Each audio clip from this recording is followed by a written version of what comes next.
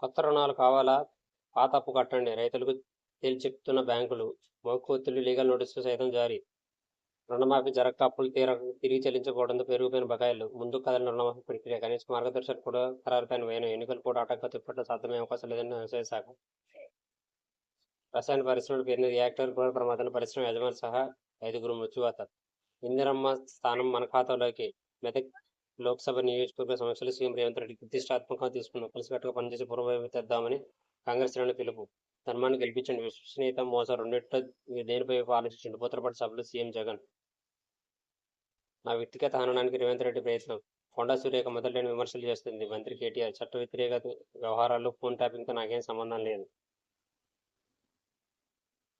BJP ఎందుకు సుమోటోగా తీసుకోవడం లేదు? ఫోన్ ట్యాపింగ్ వెనుకొన్నది అంతటి పెద్దవారిని వదిలిపెట్టారు. తప్పు చేసిన వారు జైలు పంపుతున్న నీటిపారుదల విద్యుత్ శాఖ అవినీతిపై నీకు తెలుస్తాం. మంత్రులు పొంగులేటి శ్రీధర్ బాబు.